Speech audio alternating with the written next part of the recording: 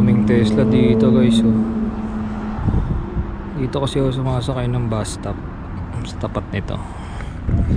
Ito guys, meron pang ano dito, Cybertruck. Ayun oh. Ang laki niyan guys. Good morning sa inyo guys. So Monday ngayon, pasok na naman, first day of the week. Kailangan natin kumayod everyday para may pambayad ng bills. So kung nakikita nyo ito sa caption guys, currently naghahanap ako ng part-time ulit. Kasi sa situation namin ngayon, talagang hindi na enough yung yung kinikita ko for the rest of the month. Kasi si Mrs. full-time housewife din siya kasi kailangan na magbabantay kay baby. So syempre dagdag gastos din yung gatas ni baby kasi formula milk. Sorry na putol guys, meron kasing homeless dun sa paglabas ko ng elevator. So yun nga, going back, ang mahal din ng yun nga, ang mahal ng mga formula milk ni baby kasi hindi naman siya breastfeeding. Ang Similac ngayon guys, hindi naman to sponsored. Yung Similac na kasi ngayon is nasa $54 sa Walmart tsaka Metro. Nung last time na wala pang tax, kasi before kasi diba nawala ng tax dito, so naghabol kami ng bumili kami ng maraming gatas. Before Feb 15 kasi para mas makatipid kami, di ba? Tapos plus yung mga diaper pa and all, plus yung mga gamit pa ni baby. So malaking ginagastos namin. Plus yung alam mo na, syempre typical yung renta ng house, pagkain namin, mahal din talaga ng presyo ng food dito. Kaya puspusan yung paghahanap ko ng part-time guys.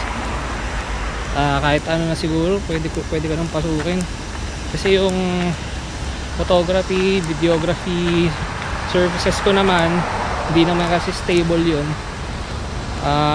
Minsanan lang naman yun. So ang hinahanap kong part-time ngayon is yung regular yung magiging pasok ko everyday o kaya every weekends, yun mga ganun.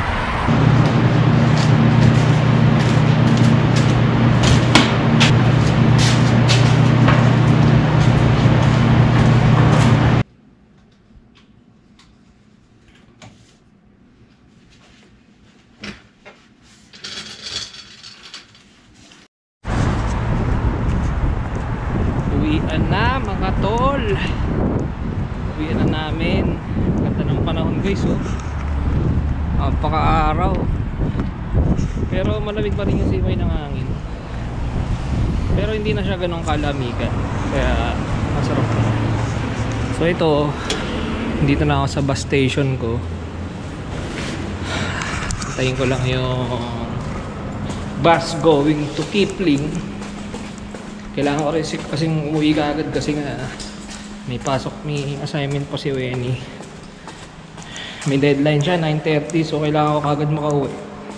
So kailangan ko munang dumaan ng grocery kasi bili akong tubig ni baby para sa gatas niya. Bumili ako ng basurahan namin dito sa Dollarama. Dito na tayo sa Value Mart. Siguro bukas ko na lang babalikan yung isa na lang muna kukunin ko.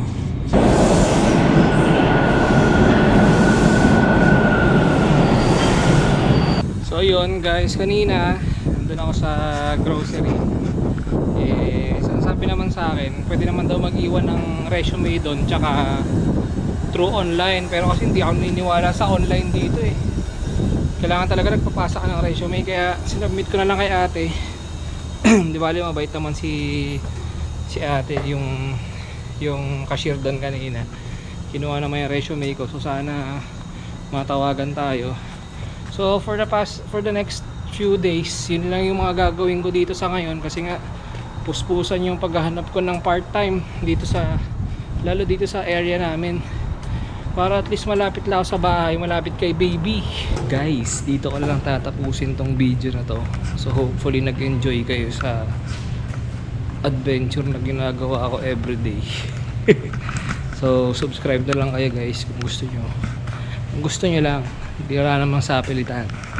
Pero sinashare lang naman namin yung mga experience namin dito sa Canada as as immigrants. So yun lang guys, ingat kayo parate.